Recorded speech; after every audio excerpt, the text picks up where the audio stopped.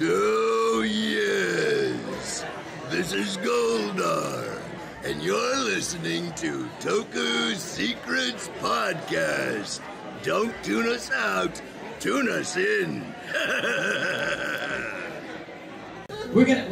There's so much history to cover throughout the time of Power Rangers, but since I'm down here, I feel like we can kind of start back with the early seasons and with the movie. So we'll go with Kerrigan here as a voice actor. You were probably, when they gave you the Goldar position, the show, you don't know what the show was going to be, right? You're just like, you be the gold one, you be the blue one, you be the other blue one, right? And Barbara be the witch. Yeah, well, Barbara's was kind of unique. I'm sorry she's not here, because she came up with what she thought was right, and then they wanted her to do something else, and she was actually fired because they wanted the Wicked Witch of the West, as I recall the story. And she said, well, why wouldn't you have asked me to do the Wicked Witch of the West? I'd be happy to.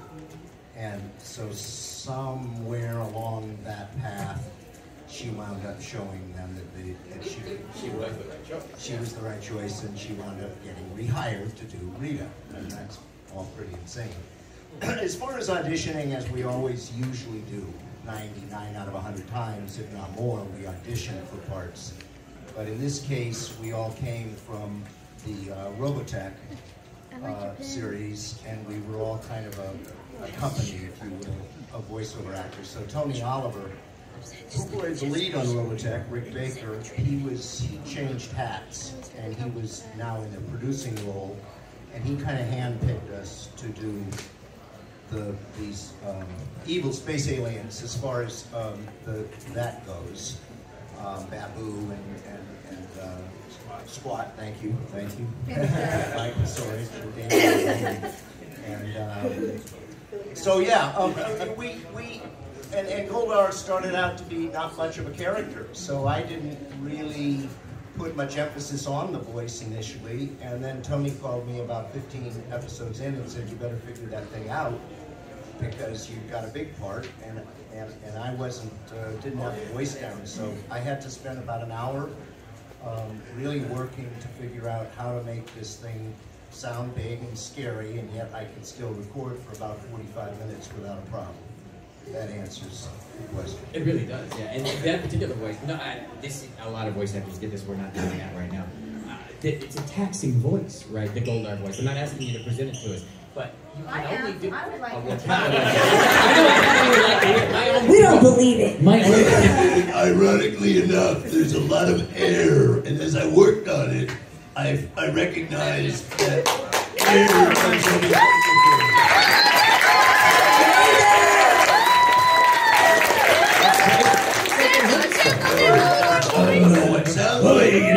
It's in there. No, what hurts is listening to Barbara do that Rita shit.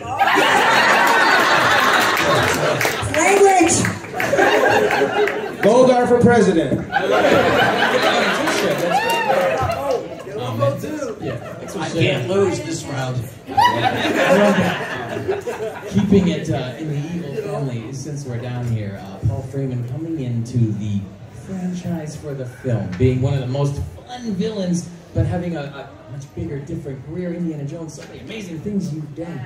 But when you came in on the Power Rangers project, were you familiar with the franchise as it had just become that phenomenon a couple years earlier? And when you got on the set, you saw these fun costumes and things, and the prosthetics especially. Was it overwhelming at all? Was it? No, it wasn't overwhelming. It was completely unknown territory. Nobody in Europe had seen Power Rangers at that time. And it wasn't possible. I guess if I'd gone out of my way, I could have researched it, but I didn't. The first script I got to do on my audition, which was sent to Australia, where the producers were by then, was totally free, and Ivan was a much more, in many senses of the word, plastic character. He really did turn into the Ooze. And in that first script, he became a woman, he became black, he was able to slide through keyholes and under doors, and I was just sort of given carte blanche to invent it as I went along. There was no path laid out for it. So it was completely unknown territory. And so you played the trailer. Yeah. As far as the costume was concerned, the big problem was the makeup, which had to be sort of invented to fit me, obviously. And the first time we put it on, there was a wonderful Australian artist who developed it. And the first time we put it on, it took 7 hours to put it on. And then after that, we got it down to 4.5 hours, but that was 4.5 hours every day. So when these guys were starting work at 8 o'clock in the morning, I've been in there since 3:30 in the chair having this thing put on. But it turned out that you can't put that stuff on your face without your face exploding after the time. So after the first week, I had to stop and have time off so that my skin recovered. Wow. So I was worth the money, you see. It was worth getting paid twice. You got 2 pays. You deserve that second pay. That double scale came in handy. Well, thank you for sharing that, though. I'm glad, and it's good to see you. And we got some real pictures. That's good. Austin. Glad you think this is real.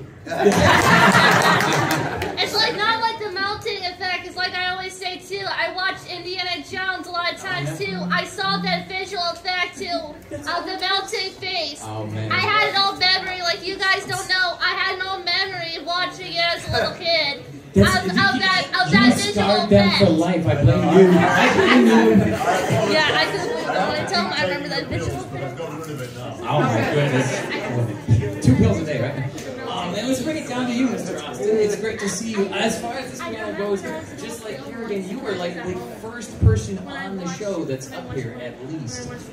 We talk a lot about different things from different eras, different parts of the series, but going all the way back, when you were 17 years old, getting this role for the first time, it obviously a lot of interesting, unique things. If you could tell that Austin anything about what was to come, what advice would you give him? Ooh, be careful. Right. Hey, that advice that you're going to give young Austin is going to leave me out of a job. Don't mess with Steve's future.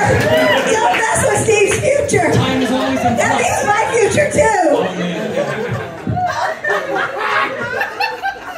I did not realize how loaded. I guess I better think about this. Man, I think I would tell him to slow down a bit and to really. I mean, I was overwhelmed at 18. I think, like a lot of us were, walking into a world I had no comprehension of. So I was learning how to be a man at 18. You know, every 18-year-old, you check the box. Now I'm officially a man. That has nothing to do with learning how to be one, though. So I was trying to learn how to be a man. I was trying to learn how to be an actor. I was trying to learn how I fit into this dynamic in this world of acting I knew nothing about. And I think I would tell him to just slow down. And I think as far as, the separation goes, I would have had him handle it a little differently, knowing now what I didn't know then. But I think at the end of the day, I would tell him in 30 years he's going to be surrounded by more love than he could possibly comprehend.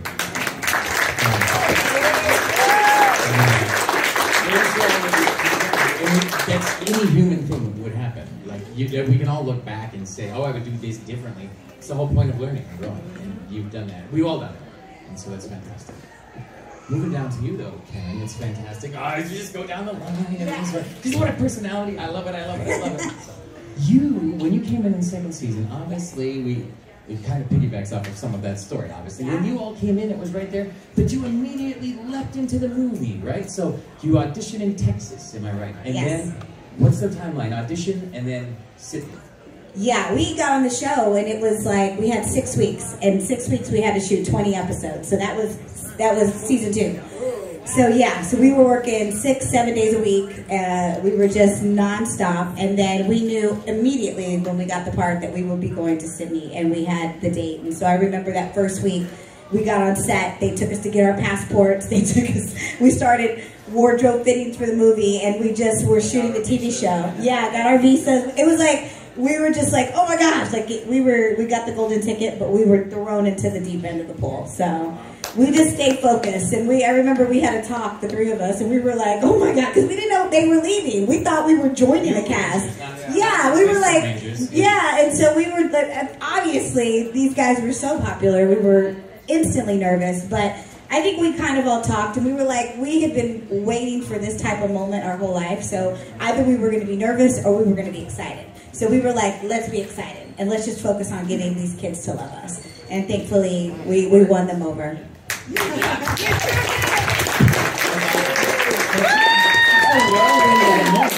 now look at this. This handful of undisclosed years later, how many people are still involved because of that one immediate moment? Fantastic.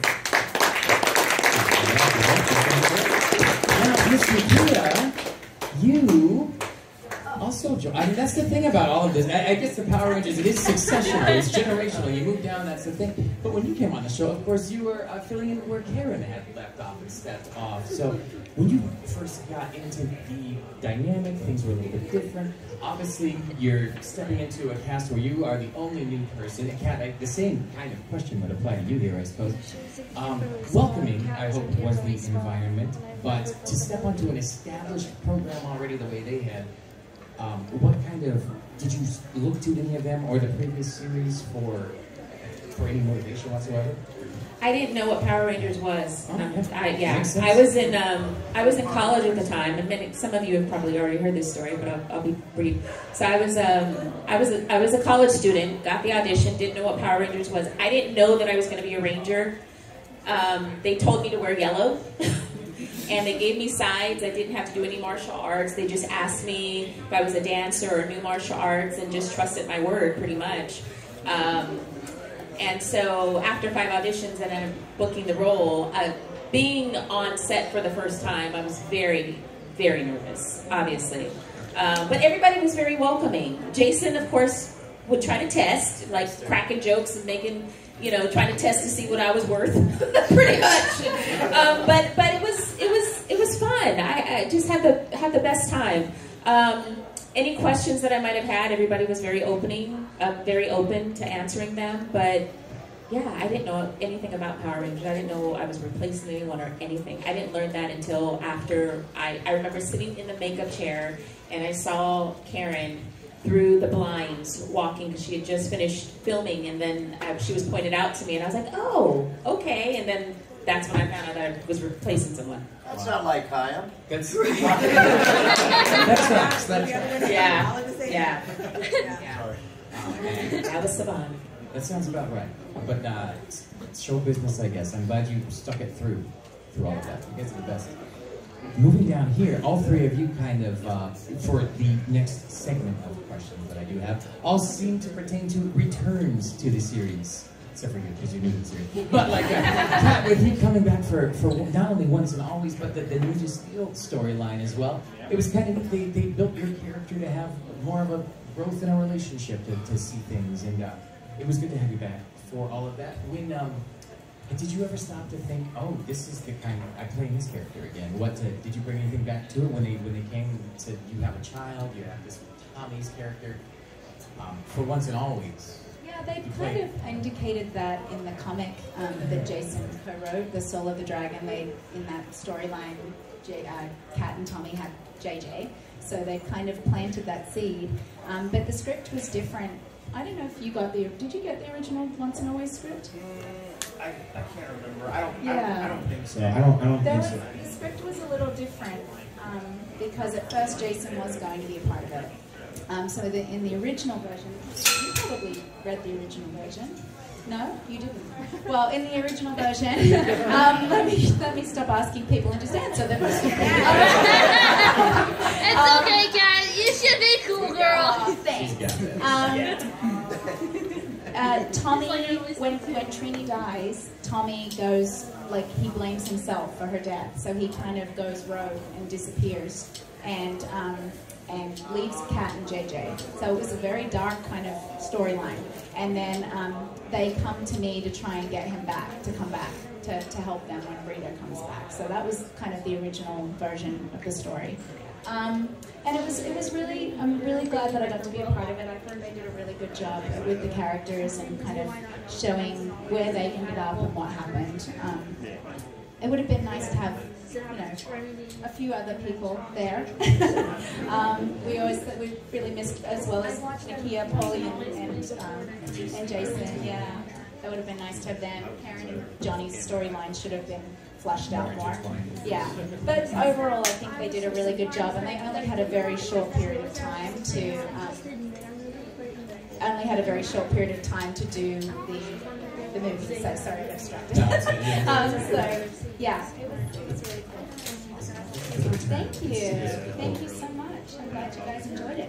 It was a great story. Charlie, welcome to the Ranger family. Of course, you know it's yeah, give it up. It's super good. Do you have the costume? Did you get to keep the Yellow Rangers? No, I didn't. That's it. You didn't take it?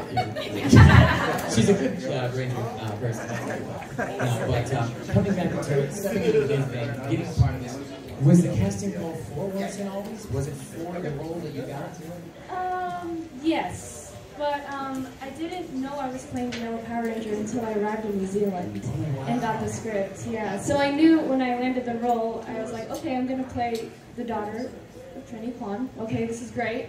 But then I flew to New Zealand, got the script, and then once I read it, I was like, oh, I'm actually going to be I'm going to turn into the Yellow Power Ranger. So that was cool, yeah. That's a good legacy. I'm glad that it's fun when they put surprises in there like that, right? For you? At least positive surprises. Is that the one you are? Yeah. No, it is, but this is not the exact one. They gifted it to me. It looks good. It looks like it. Yeah. It's pitiful though. You could probably auction it. It's the same one, just not the exact one. Yeah. Gotcha. So cool. What are you doing now? Are you working towards more acting in the future? What are you? Yeah, I mean, since then I've just been working more on my acting and my martial arts, of course. I'm sure you see all singing and dancing and all of it. I just finished high school, just graduated.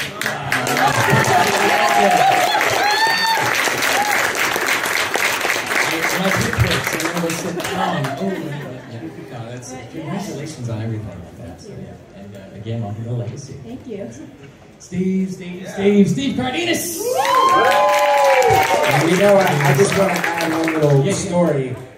So I remember when we were working on the set, and I handed you that morpher for the first time, and I showed you how to push the button, and it popped open, and she was like, oh my gosh, this is real. This is like really happening. Remember that? She's like, it's finally real, you know? So it was like she was really experiencing what her character was experiencing. And because she didn't even know how to open up the morpher, so I was like, push the button on the side. And when it popped open like that and lit up, she was just like, wow, this is really happening. And it's very cool. It was like, for us, it was the same kind of thing that we experienced when we first got on the show. It's like, wow, this is like really happening. So, you know, we knew exactly what you were feeling in that moment. And I just wanted to share that because that was a sweet little moment. So. Those are the kind of behind-the-scenes stories that are awesome. Yeah. Those are, indeed, yeah. Was it a lot or is it the truth? No, it's the truth. It's one more and then a lot. That's over all of the years on Power Rangers, all of the time with all of that stuff. Things like that. 125 episodes, 2 feature films. Yeah, I'm sorry. Not that anyone's counting. That's amazing. Not that anyone's counting. Yeah, exactly. Name them in order. Yeah, right. But, what an amazing story. Are there any 2 moments that you would say, if I only had one memory to keep from the show, I want this one, I want to get rid of this one? So I know it's kind of a weird thing. Or we don't have to answer it. I mean, honestly, you know, it's like when you're like in the thick of like going through the work by day, a lot of it was very grueling and stuff, you know, and you know, but and when I look back at it now, it's like everything I think about was all good stuff. It's like you don't remember all of the grueling times, you know. So I honestly don't think there's like anything that I'd take away. other than, and again, this is not to take away from Blake Foster having a job, but I was like, in hindsight, maybe I should have stuck out and did the turbo season, but at the same time, it's like I had no idea that this was going to carry over 30, 25 years later, so it was hard to know. So hindsight in that regard, but I would say that maybe might be the only regret that I have, but there was just like too many like good memories, just so many interesting things, how quickly we got hired on the show, that audition process does not happen that way. I mean, we auditioned on a Saturday, and by Wednesday we were living in California and we were starting filming on the #1 kid show in the world. Like, just, that never happens, so I immediately recognized what that was, and like Karen said, we just decided to embrace it and really run with it. So it was just a very exciting time in my life. I feel like there's a book in there about this. I feel like you guys could write a pretty good book that would have a lot of expose. We've got about 10 minutes left, guys. So I want to see if any of you have questions. We've got time for about 3 questions, maybe 5, depending on how long they take. We're going to start right over there. I saw that hand go up right there. All right. I just want to say, for me, and I think a lot of us, you guys were our heroes growing up. We want to thank you so much for that.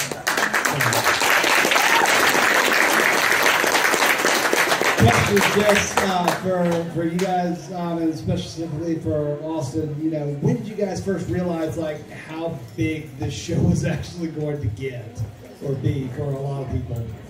They kept us working so hard the first year. We really had no idea that the show had gone to #1 kid show in the world. I think the first time I really experienced it was at Universal Studios. We broke Universal attendance records. They put us on the same stages that Madonna, Michael Jackson, Guns N' Roses, Aerosmith all performed on. And we filled that stadium up like 4 or 5 times in a day and backed traffic up into downtown LA for 8 miles. And that was an absolute rock star moment. And it was wild, man. It was wild. So that's when we really back up LA traffic worse than it already is for 8 hours. Right? That's crazy. Right. It was crazy. So and I think still today, speaking with you guys is really what. I mean, if it didn't matter, why would we be discussing this at all? Much less 30 years later. Yeah. So, every day you guys reiterate, no matter where we go in the world, how much it impacted you, no matter who your favorites were. Something hit home. You fell in love with somebody or something they did, or you wanted to be one of us. Or, there was an evil guy you wanted to beat up. So, whatever it was cool, man. Hey guys, my name is Marcus. Y'all might remember my face from Orlando. I was at the last panel. But my question goes to Kerrigan. Yes. So... Kerrigan.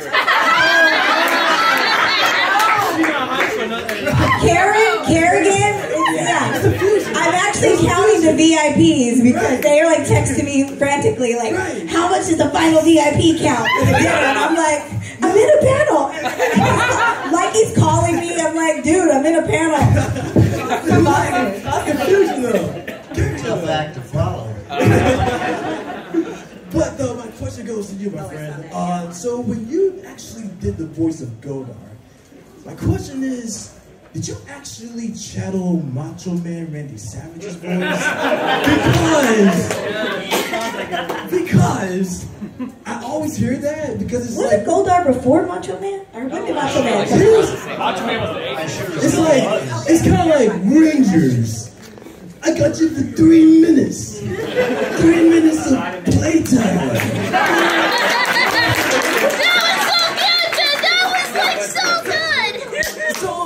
He was wrestler during that time too, and not only that I wanted to become a Power Ranger when I was a kid, but I wanted to become as cool as the Macho Man. So, did you ever actually like channel that by any chance? No.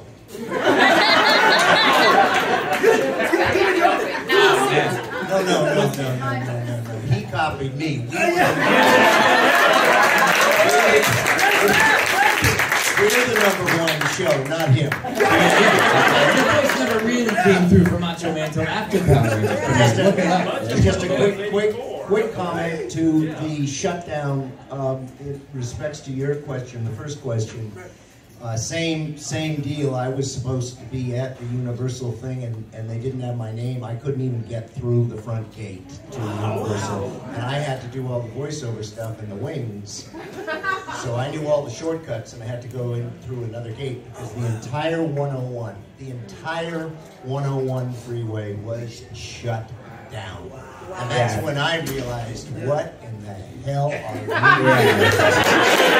That made national news, too. I saw that on the news. I didn't know what Power Rangers was, but I saw that on the news. And I was like, what is happening over there? Yeah, but you didn't see me talking to the guard at the wrong gate, making it clear his job was at stake. I need to get through now. And he made a phone call and realized, you know, boom, and I raced. I almost didn't make it. Wow. So, you know. And I was, you know, I had to do my gig. I was in the wings, and you know, the suit guy, who I wish was here now. What's his name? Ian Nguyen. I guess he was on stage, right? Yeah. If you guys get a chance to see him, yeah, he's he's awesome. He and I had never met until today. That's so cool. Ian is who I fought in the Goldar suit during the Green with Evil series. Yes, Ian is so amazing. If you guys haven't met him, you gotta go meet him. I mean, he doubled Jason Frank as Green Ranger, White Ranger. He was Goldar. He was Putties. He was everything. He's a legend in the martial arts world. 100%. And he's here this week. He's got his All right, let's go here. My question's for Steve. Okay. So, concerning Turbo, I'm sure all of us fans can probably agree that Rocky throwing himself out of a boxing ring and breaking his back could have used a rewrite. Yeah. I mean, they could have found a better way to write me out. Maybe they were mad because I left early, you know what I mean? They get mad when they write you out, trust me, I know. Right, yeah. So the question is, if the writers approached you, how would you have liked Rocky to exit the show? I honestly don't know, you know what I mean? Like, I feel like it was an interesting way, I guess, to have to introduce a new character. I mean, no other Ranger at that point, you know, on storyline had gotten injured or hurt like that. So I guess, you know, it's interesting, I guess. But I always see those memes where they're like, you know, Rocky gets thrown out of the ring, and you see like this SpongeBob thing, like, this guy sucks. Like, wow, y'all are really going hard on Rocky for that. Anyway, I don't know. I feel like that was probably the best way they could have done it. I mean, I didn't write any of this stuff here. You should have fought them in the moment. How could you? We got one right here. Good answer. How come the little elf couldn't just heal me? He had all the healing powers. What's his name? Larry Goat?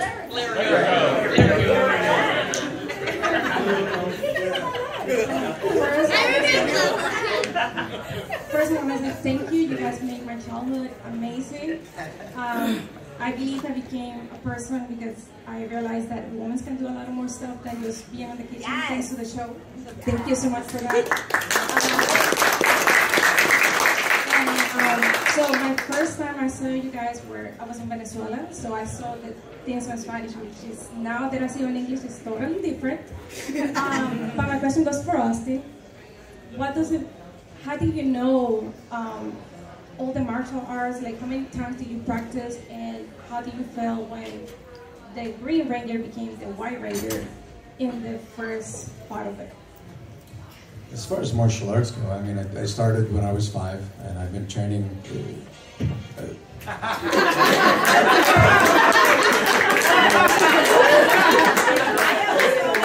Yeah, I do too. That was my ringtone, sorry.